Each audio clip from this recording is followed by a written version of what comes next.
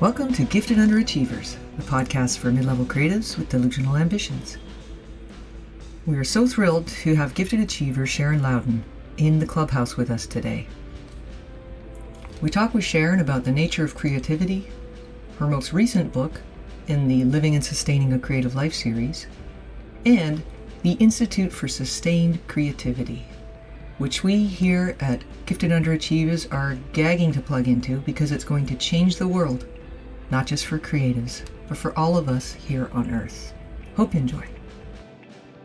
So, hey, Pat. Yes, James. We have a super duper special guest, a definitely gifted achiever who's accomplished lots of stuff. Sharon Louden, artist, activist, teacher, all kinds of things.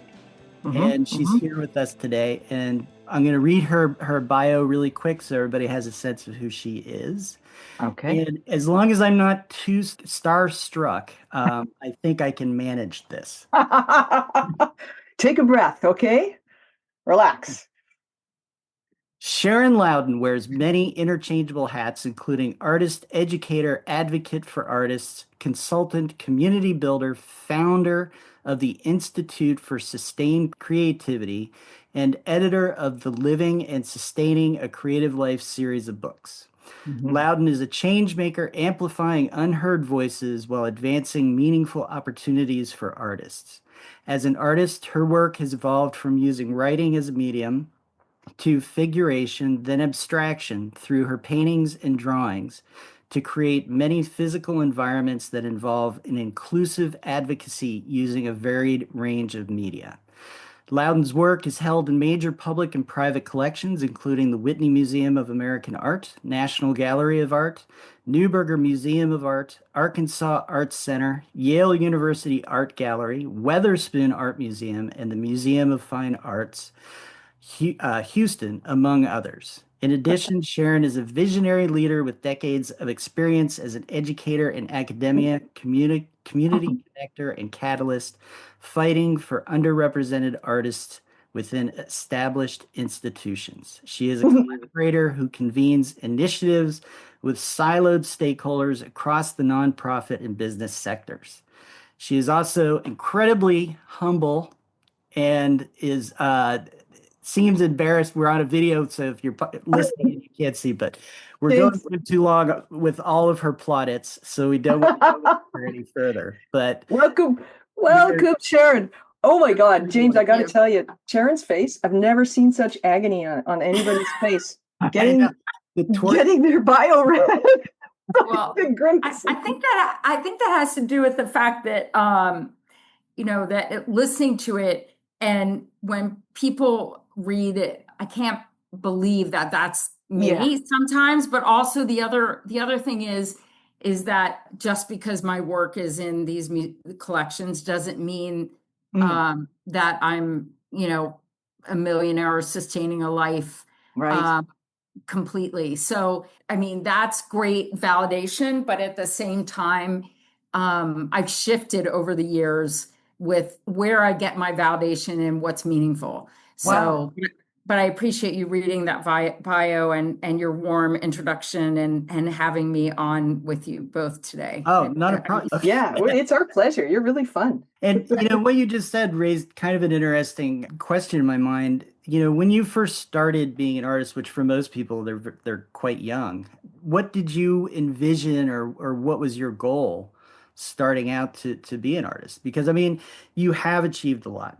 And I think for anybody, arguably you've achieved a lot. But I know that as creatives, no matter how much we achieve, it's always the next thing. And so I'm just curious if you could go back to that younger self and say, guess what you've done, but it's not enough. What would she think? Well, thank you. You're so kind to recognize the things I've done, but I what's so interesting is that a long time ago, someone, and I don't remember who it was or when, but someone said, maybe it was my therapist, said to me, you've got to make things count in the present.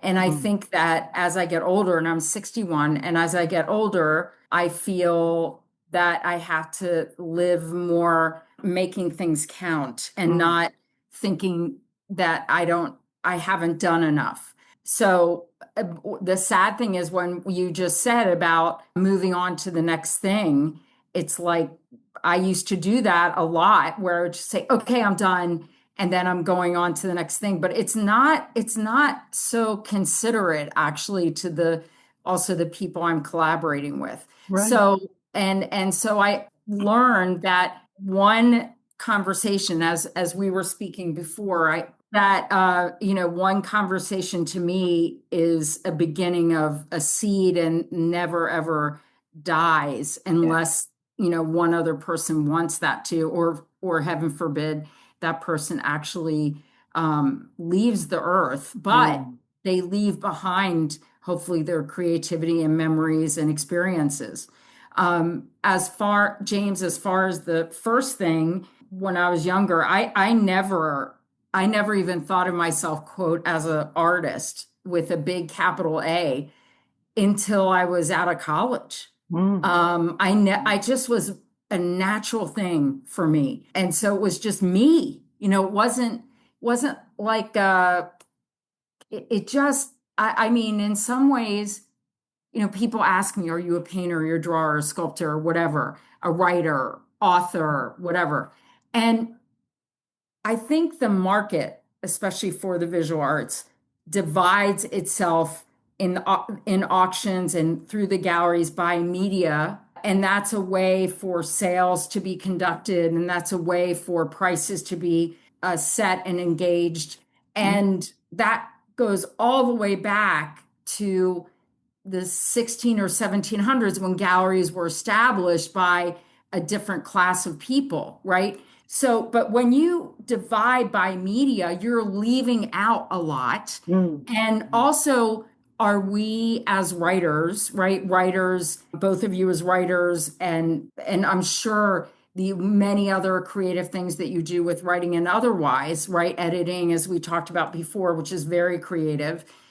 But to me, just to say that, I'm pigeonholing you into those boxes. And so as I've gotten older and older and realized too how education systems are set up in this antiquated way of isolating, it's not inclusive. And so what for me as that younger self, I'm actually embracing that sort of naivete and that not being held back and not being titled in a way. Right. Yeah. So, and in the last, I would say 20 years, I've made an effort to say, people say, what do you do? I say, I'm an artist. I'm Sharon Louden, loud and clear. I'm an artist. And that's who I am, whatever. And then people can define it as they wish. Yeah. But it's not up to me to do that.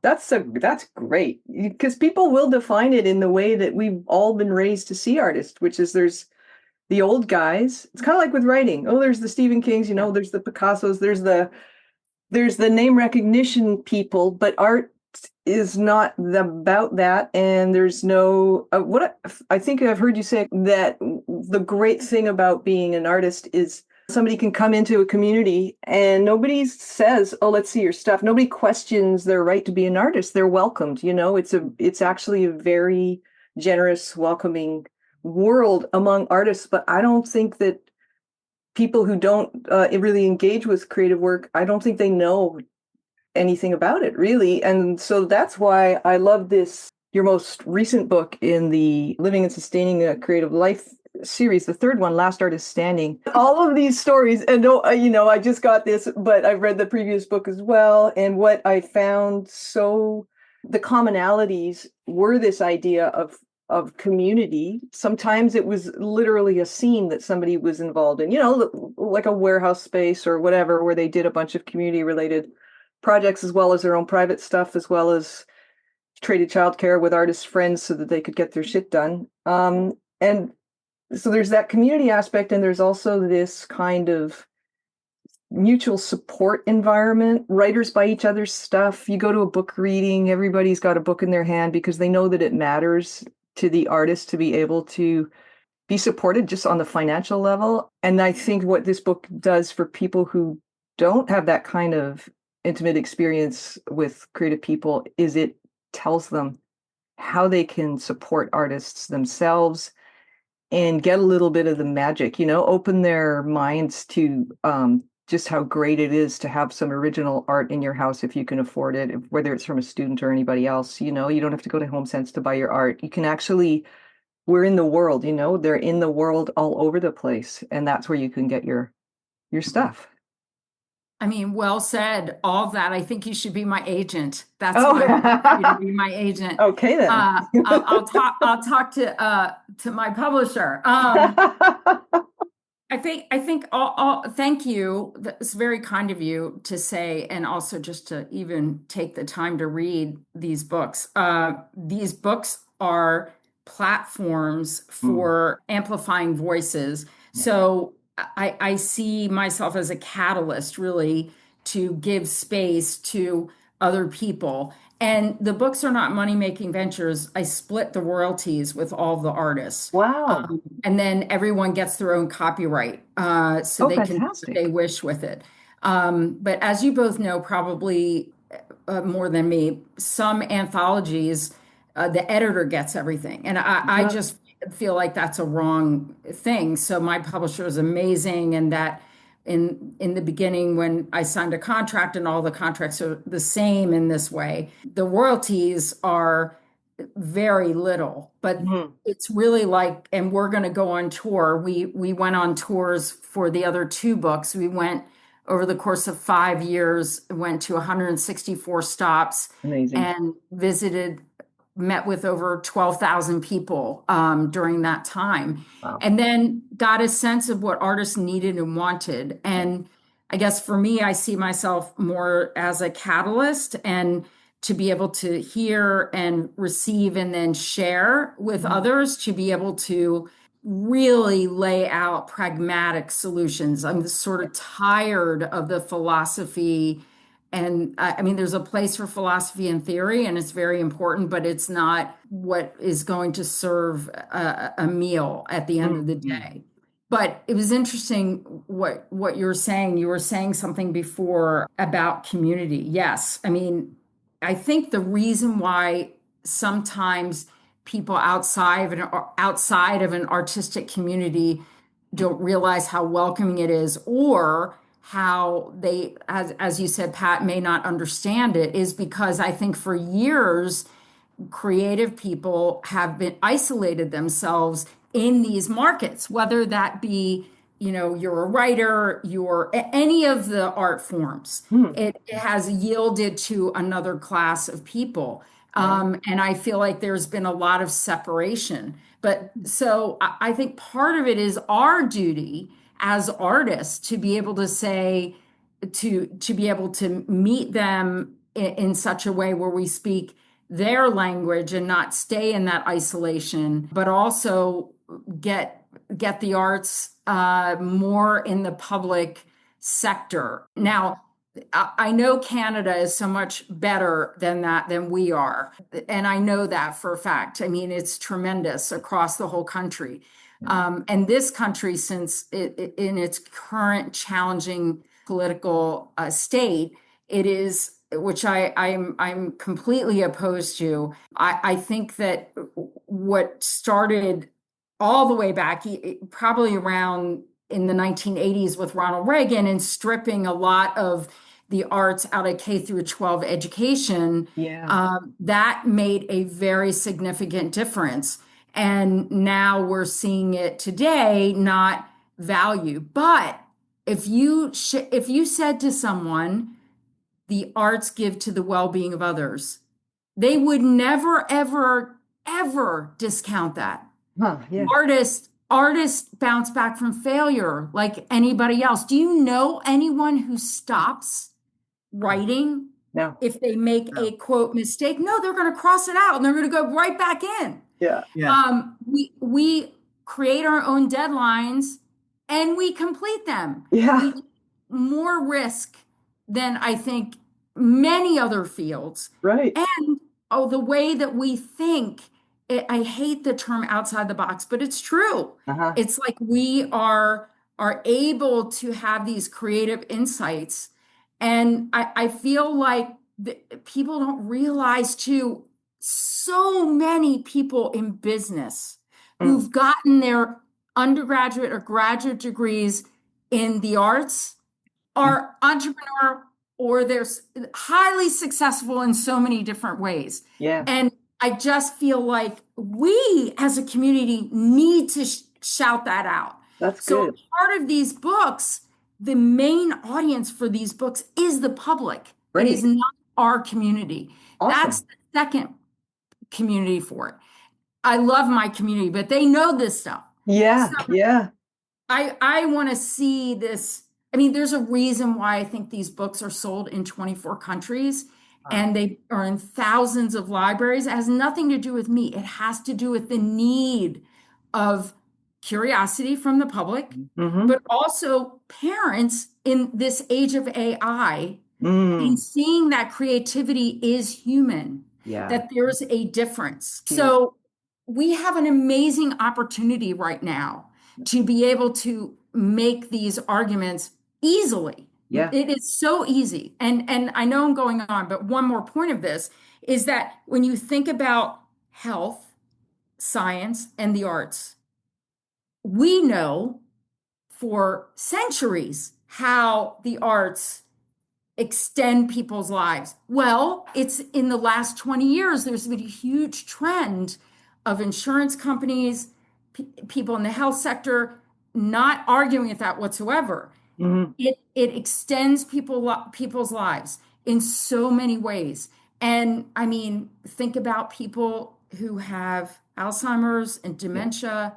When they hear music, they often can recite it. Mm. They feel better. We're discounting how people can feel when looking into a window of a painting Yeah. or reading something, right? Holding a book. Books are never dead. People said that a long time ago. That was a failed, that was very failed in their opinion Mm. because in the pandemic, people read a ton of books. Yeah. Yeah. And wrote. I cut my business, you know, I gave everybody an out. We don't have to work on your book. It's fine. Like, just look after yourself. During the pandemic in the early days. And then a deluge of manuscripts because people finally had time to do their shit. They weren't in the rat race as much, you know?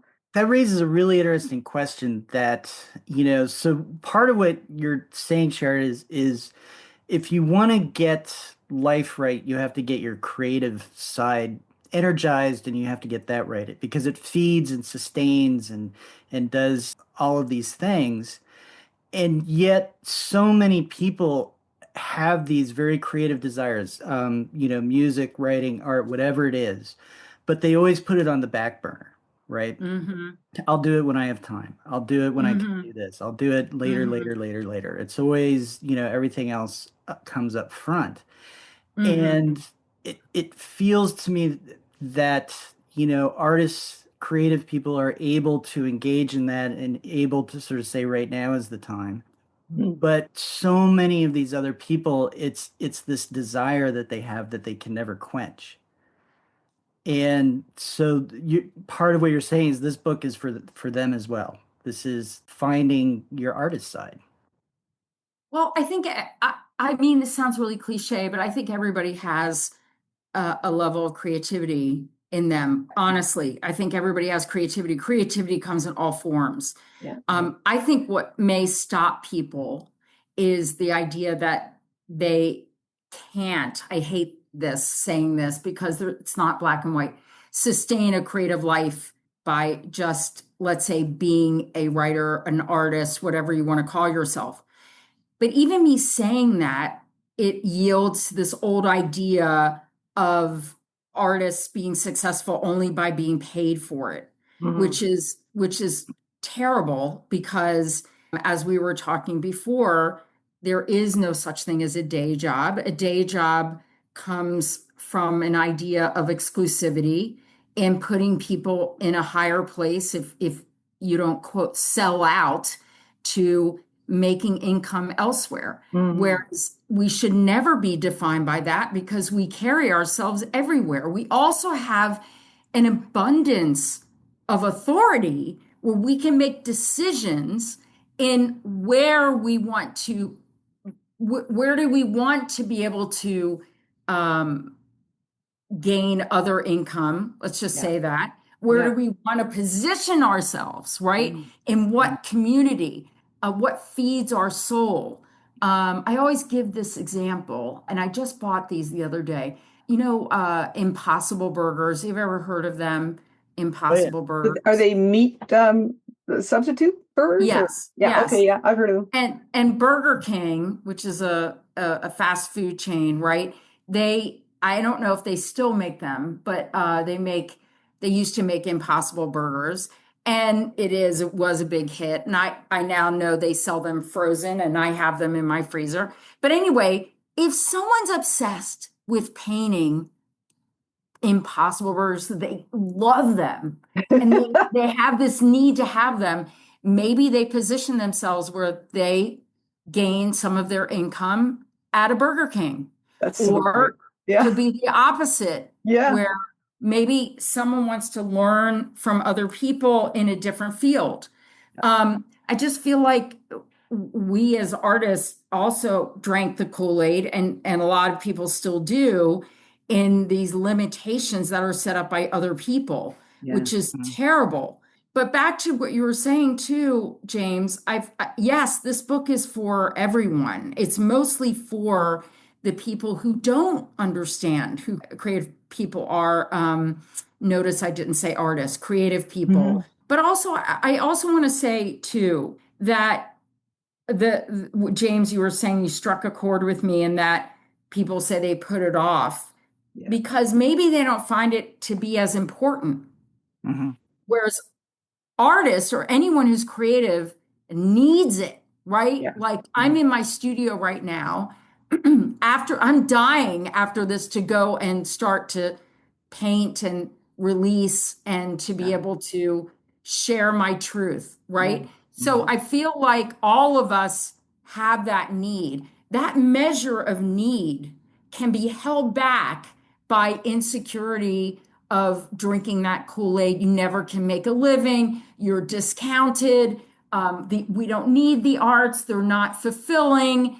I mean, it's ridiculous how people have thought that way. Can you imagine, like in this country, they are taking away arts and humanities departments out of universities. Yeah. Okay. Yeah. Meaning the universities and colleges are taking them out because perhaps, I'm just generalizing here, they're not making enough money for the institution.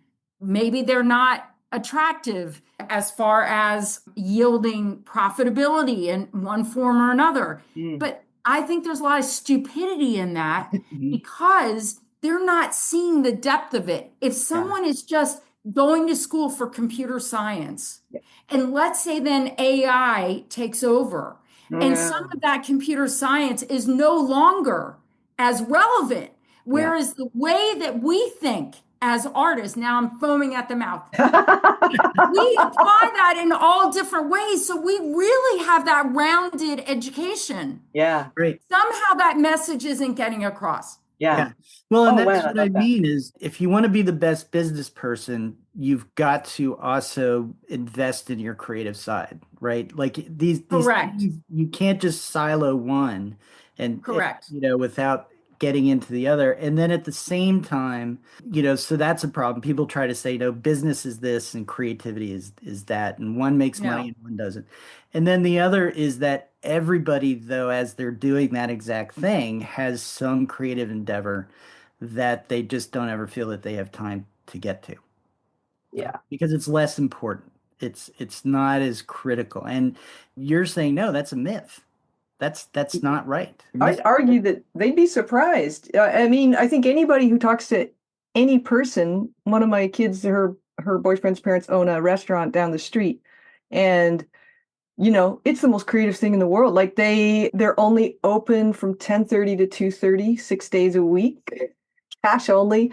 It's Vietnamese food. It's really good. They only make like two types of pho, and one of them's secret. You have to know about it. And it's just like you can have any business you want. It's creative as hell. Like I think that the small business person, the entrepreneur, small to medium sized enterprise, even larger ones, if you don't take seriously the idea that it's got to look a certain way, then it can be incredibly creative to run a business. Right. And doesn't have to be arts or arts adjacent, but I think that kind of creativity applies to all businesses. Yeah.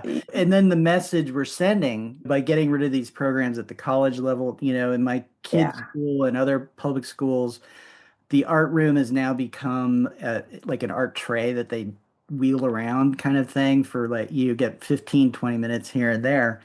And so the message we're sending is this is less important when in fact, no, this is a critical aspect of being a whole human. Yeah, it's huge. One of my daughters is she's a good artist, in my opinion. And whether she uses art or not, she's in role-playing games and stuff now, not Dungeons and Dragons, but similar. And that's the most creative group of Gen Zs, I guess, you're ever going to meet. I mean, these people are nuts, and they're so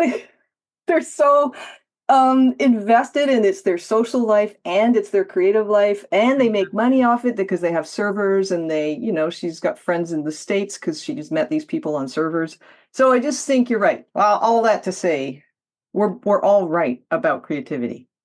And then, to bring this sort of back to our as creatives, so Last Artist Standing, the subtitle is Living and Sustaining a Creative Life Over 50.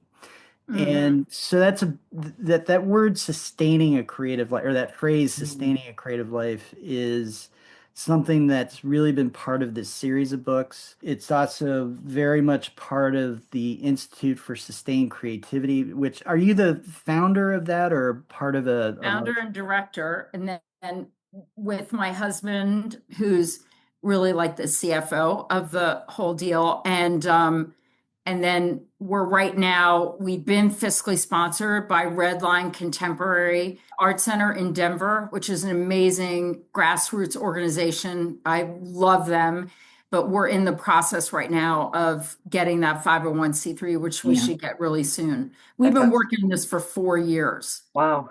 Yeah. Yeah.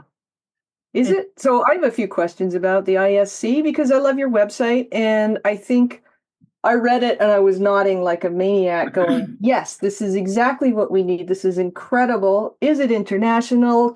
How do people, aside from hitting the donate button, I'm curious about, could some of this be happening in Canada or, Australia or other places down the road? Do you have a vision for that? Yes, but I want to hold for a second, because while you were talking, both of you, about these creativity, can we go back just a second? I was looking up diligently. There was a great restaurant in Pittsburgh called Conflict Kitchen, and that is closed and only served food from countries with which the United States was in conflict. Wow. And that was started and developed by artists. So we were talking about food and restaurants. Yeah. But the culinary arts, that's a huge art form. Yeah. And then, James, what you were saying, so I'm sorry, I was looking that up because it has been closed for a while, and I would have loved it if they had events, et cetera, there. Yeah. But I think this is much more common than we realize, right? And also, as a tangent, if you think about it, so many museums have started and are still being run by artists. Yeah. So like museums, different businesses, all over the world. Yeah. But then, James, when you were saying about if people feel like they can't, and I'm paraphrasing, can't do it or don't have time to do it, right? To be creative. But if people stop thinking about the making part of it, right? That we're far more than makers. Yeah. Recognizing what creativity is for them. Yeah. So one thing I had down was, I think my husband is a brilliant jazz musician and political activist, and we've known each other for 46 years. We went to high school together, but never together in high school. He was way too popular for me. But anyway, the other side, I always say it's true, actually. and he's still incredibly hot. Everybody go to his website and look at him. Vincent, Vinson, Valega, Valega. Anyway, yes, yes. He'll Well, be I have to put a part of stop to that. the hunks of gifted underachievers will be. We should have a cheesecake tab on the website. Yes. Okay. Anyway, so over the years, he's taught me a lot about, budgets are really stories. They tell stories, right? Yeah. And I love the saying fun and fungibility. If you think about in any business moving money around, that's like mixing paint or thinking about restructuring sentences. Yeah. This is not that far away. So I've been writing notes as you're talking and listening. I'm learning so much from you, and then just responding to that. Now, as far as the ISC, this is a international umbrella. Okay. We are taking our next tour. It's going to be all under the ISC. Great. And essentially the kind of things we do, three main things with this, which just like your podcast, when you were saying earlier, when we had this warm up, that you decided to do this because you saw that or were not seeing things that you wanted to talk about, essentially not seeing or hearing. Mm-hmm. And so I get very, very, very, very frustrated by artists leaving any college and thinking that, okay, a gallery is going to take care of me, or I'm going to be able to I'm going to be able to live and get gigs all over the world as a musician. Mm-hmm. And you were talking about the traditional route. It is really hard to get a book contract. Yeah. And people don't realize that, oh yeah, I have a manuscript. I'm just going to shop it around. Yeah. And to me, that it's really about building relationships and the reality of that, right? And sometimes the art is the mechanism for people to come together rather than the art being the first thing and we are secondary. So to me, I absolutely disdain that kind of these old models. And I think tradition and skill is very important, but it's what you do with it and applying it to today. Wow. And developing these relationships and actually seeing who you want to have a collaboration with. A publisher is a collaborator. Yeah. A dealer is a collaborator. A venue is a collaborator. Mm-hmm. I mean, we're not being served by them. We're working with them, right? Yeah. So the three components of ISC are, first of all, is basically professional development. That's nuance. Professional development. I hate sort of saying professional development. I'm saying hate a lot in this. I'm disappointed by that term. You don't love it. No, thank you. I'm talking about nuanced in real life pathways, sharing real life pathways to sustainability and emotionally, physically, financially. Wow. Yeah. And sharing those publicly. Yeah. The second part is publishing real live reports rather than not using those old models of success before asking a question of who artists are today. And I use the artist broad strokes. I mean, that includes writers, again, dancers, comedians, actors, whatever. Yeah. Then another component to this is, so it's publishing, it's also training and arts leaders all over on the ground, and also exposing and mapping of arts leaders that are doing the work that are not getting that attention. So we do a lot of things in this. And because I'm an artist, I can do this. And we're on the ground. We always do grassroots work. Yeah. And I feel it's a privilege and an honor. And it's my responsibility as a human to make space for others. Yeah. Right. And also to be able to integrate society, the arts more in education society that is not held by these myths that exclude people. Mm, Now, beautiful.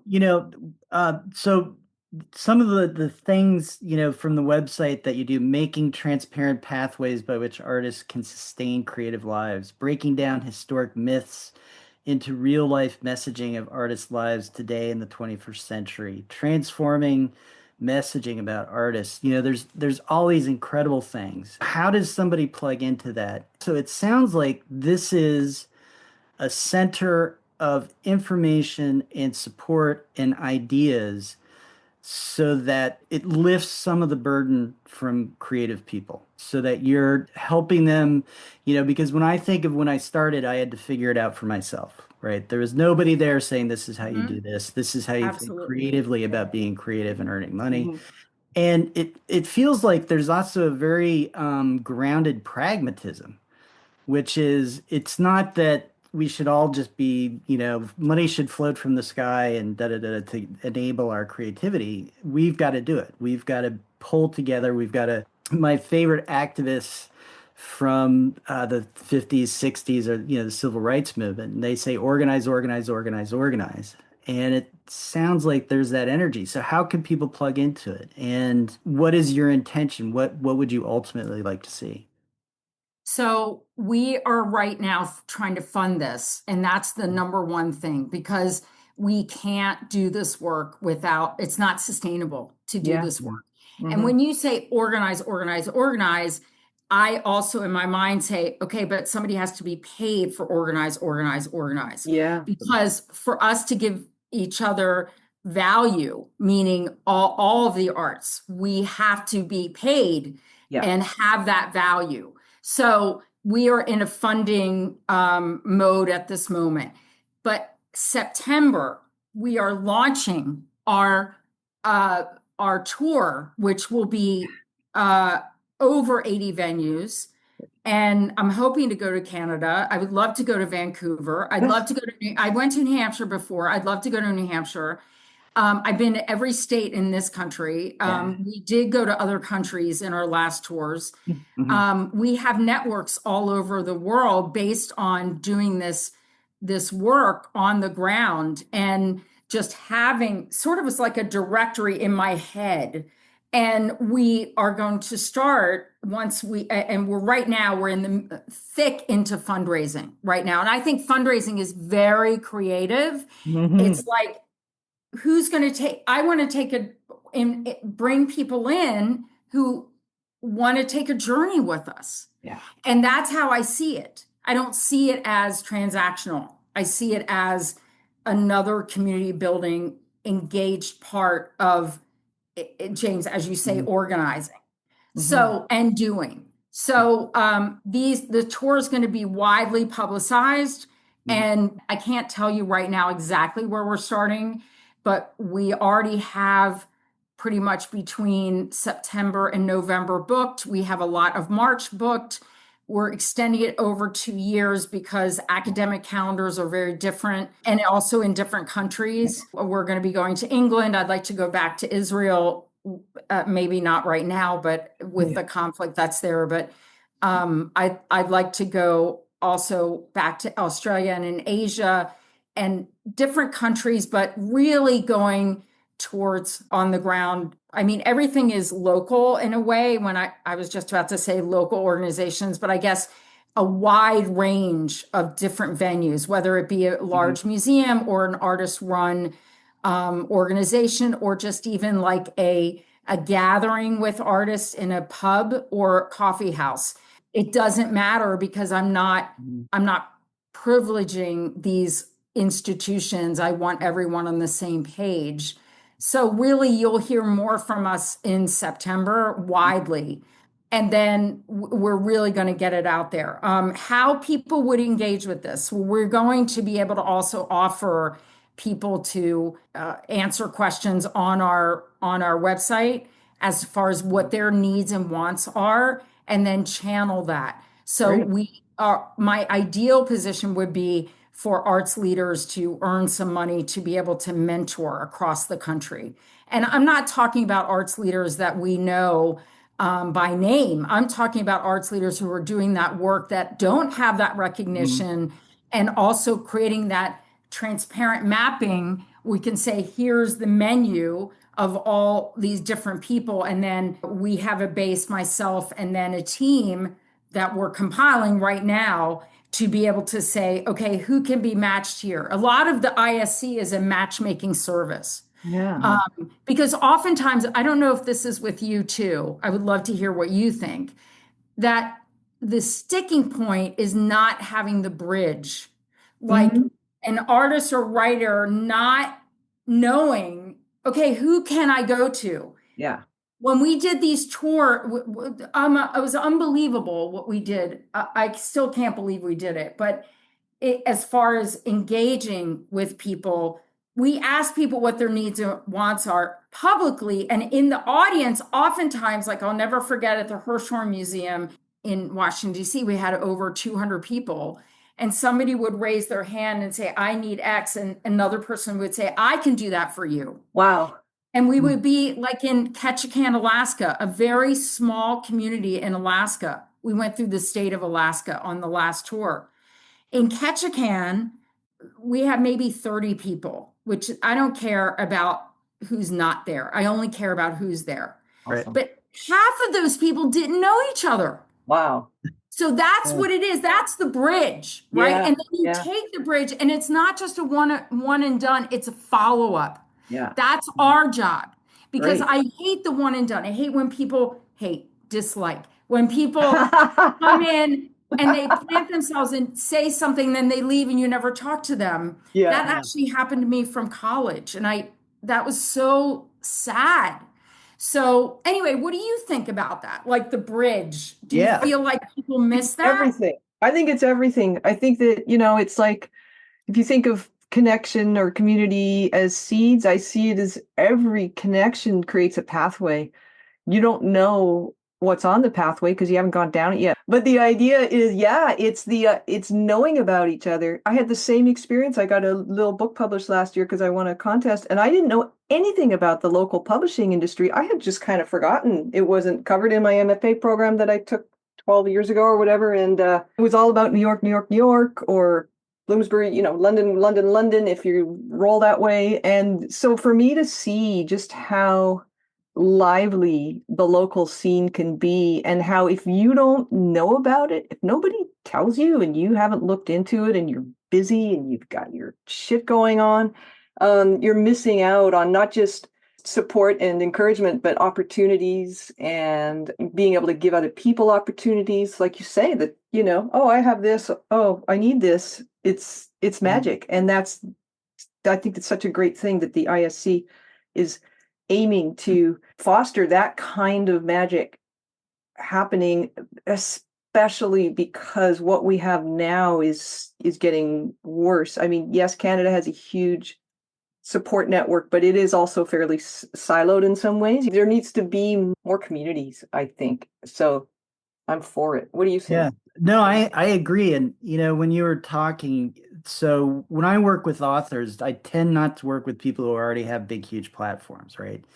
And so what we look at is, what are you already plugged into? What already exists? How can we craft that into a connected network of organizations and people that are going to help you, sell your book and all that kind of stuff. And so when you're talking about, I was like, yes, the groups and the individuals already exist, but they don't have a place to meet where they can share ideas, share information, share these pathways to sustainability, and and all these kinds of things, right? So you can be that kind of hub, and you're leveraging what already exists, as opposed to so many people feel like they have to try and build it themselves, right? Yeah.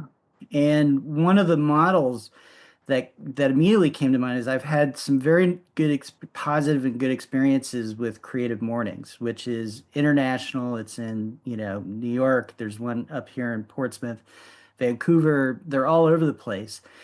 And you can go and do a talk and really connect with people and all that kind of stuff. But at the beginning of each one, and I believe it's at each one, they have this little 30-second pitch moment where anybody can sign up, and there's a limit, you can only have like 5 people or something per time, but they can get up and pitch whatever they're doing. And so it's an cool. ask, or it's just saying, this is what I'm working on, or this is, come check this out. We're going to be meeting over here. And it's really powerful, and because it's creative mornings as opposed to watercolor painters or Right. nonfiction, blah, blah, blah, blah, blah, it gets a very wide range of people, and it gets those people who come in who you perhaps people wouldn't lean towards saying, yes, that is a creative endeavor or creative work, but to them it absolutely is, because they know what they do,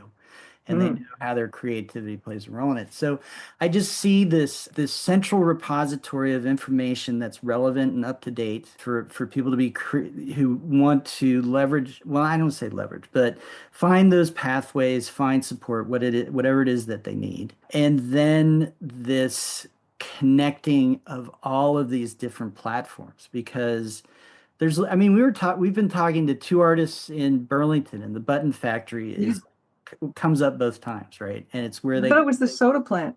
Oh, the soda plant, that's right. Button Factory's up in Portsmouth, but there's just all these different places I'm a where dick. you just kind of accidentally end up and build for themselves, but the soda factory isn't connected to the Don't fuck with me now. So all these co-working spaces, why isn't there a centralized place where they can go and learn, how can we do this better? How can we do this more sustainably? How can we, include more artists and, all those kinds of things. So, and I would say to listeners, we're going to have these links in the show notes. So please check it out.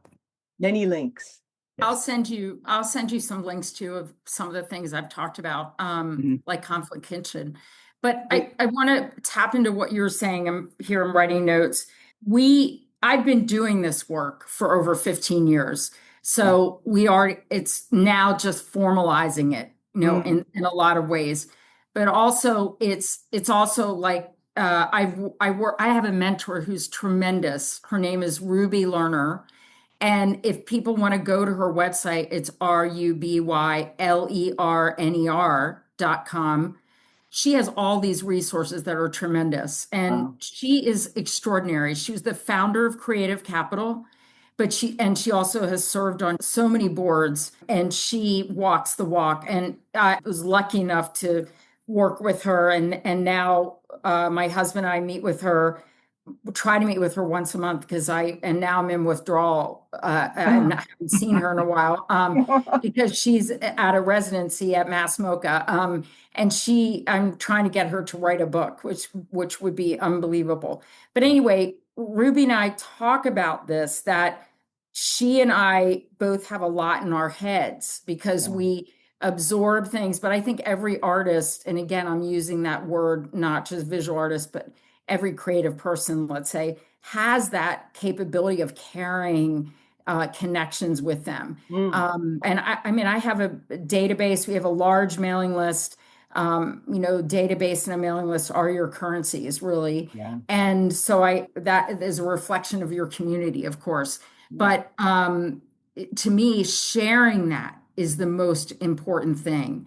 And also, that is the most inclusive thing that people can do. Yeah. And to make these solid connections, not like, oh, you talk to this person to gain inspiration. I mean, that might be a need and want of that person, but actually talk to this person about perhaps having some income that can come from a service, but also thinking about how artists have different assets and qualities beside just they're making their work. Yeah.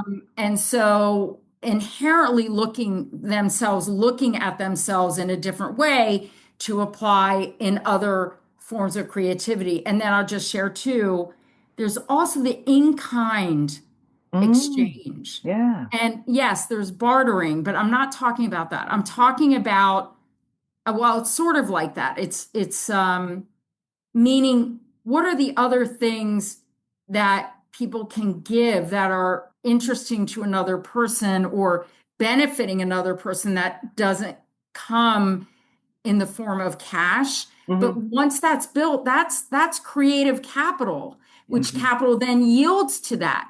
it yields to capital. So I just want to be able to say that what we're trying to do is actually tap into this expertise. And you're right. And thank you, James, for saying we are a connection hub. And I've been this for at least 15, 20 years. It's exhausting. So I want to be able to share as much as I can. And now it's getting too big for me. So 80 stops is a lot of travel, and I love doing that. But I'm, people say, Ruby and I talk about this all the time, that artists say that they never retire, but no, your bodies retire. And no one talks about that. Yeah. Right. So, and I can feel it in my body. I don't have that kind of energy, certainly not the physicality that I had when I was 20. Well, that brings me to a question, actually. I'm curious about, now I know Vincent is obviously your partner, your husband, he's still hot. That's great. He also was our first point of contact. Yes, he's my everything. So I was curious about, how do you regroup and refill your own well when you've been doing this connectivity thing for decades, or 15, 20 years, and now it's becoming outside of you more, but still requires, in fact, even more so, I would say at the beginning, requires a huge amount of time, energy, commitment. What do you do? How do you refill? No, Vince is great for me because if I'm talking to somebody for too long, and I'm doing it for free, he'll stop me and say, we're done. So limitations, that's number one. Number two, I love other things. I love hockey. Love hockey. And I know I should move to Canada, actually. I hope Edmonton wins, by the way. Okay. And if we get a lot of Floridians on my ass, I don't care. Because they have the rat. They have the rat. I can't stand that guy, even though he's really good. I put it on the line. I got to put it on the line. But anyway, and Edmonton, Florida won already. Let's give it to somebody else, right? Let's bring it back to Canada. Okay, I'm for it. But we love hockey. I love sports because I love baseball. I love tennis, all these different sports because there's a beauty to it. And to me, I just find it to be a release. But I also love to read. I love to read other things. I love to sit and read. But also organize. I love organizing and filing, and there's just so many things to do in life that makes up a person. That being aware of what you love, I mean, aside from, of course, if I can be in my studio 24/7, I would, but I think the reading and watching and engaging in different things enriches a creative practice. Yeah. That makes a lot. I was just thinking too about Jodie Foster, who I've had this girl crush on forever, and she said something in an interview, was like, yes, I could pay somebody to go pick up my mail and walk my dog, but that's what makes up your life, so why would you do that? So how about both of you? What do you do? Oh God, I'm a compulsive reader. I read for fun, I read for work, I read all the time. I like staring into space. I only learned how to do that recently, and I was like, oh my God, I haven't done this since I was a kid, and I really like staring out of windows. I like I go to the endowment lands. It's called Pacific Spirit Park now, but it used to just be what they call the endowment lands. So it's got a lot of forest around it, and I just go in there, and the moss is incredible. I just touch the moss. I look like a freak because I'm touching every third tree, But that kind of stuff. What else? I like sitting around. I love swimming. Oh, I go into the ocean every Friday with my friend Karen, and there you go. I'm always boasting about it. I'm surprised you haven't heard me on the podcast. I'm just back from my swim. It's There's really a lot of big talk. It's a terrified plunge, but especially over the winter. But anyway, that's me. How about you, James? Yeah, running, hiking, just getting out and expending energy keeps feet on the ground, on the earth. Absolutely. Yeah. Running in the woods is like the best thing I can think of. Oh, But, nice. but also, like everybody love movies, I like to go look at art, all those kinds of things, anything that gets me out of my head. Right. Yeah. Because one of the things about this creative career is you can really let it take over. Right. And it can become 24/7. You can't sleep because you're constantly churning. And that's not necessarily a bad thing, but it's not necessarily a good thing. And so any way to kind of turn that off and think different, or about other different, things. And so like you right now, baseball season is great. Uh, Oh, so good. if you're a Yankees fan, you're loving it. No, I'm a No? Nets Okay. fan. Okay, I had I a live in feeling. Queens. I had I a live in feeling. Queens. Are you kidding? No. I had a feeling. So I'm Red Sox because I'm near Boston, but Oh, I'm a Phillies fan down there. oh, But I'm from Philly, but I can't do it. Anyway, okay. that's a whole other conversation. That's another, Yeah. we'll do another podcast for that. Yeah. I- Oh, Well, do you all, I have to go back to my studio and I have to let you guys yeah, we got to live wrap your up. lives. We don't want to exhaust you because No, not at all. I yeah, would love to. I seriously want to come and hug you, and I want to be able to. I'd love for both of you to be on the tour. I mean, it would be extraordinary. All the venues we're going to, we have the same values, great. and that's very important. And Yeah.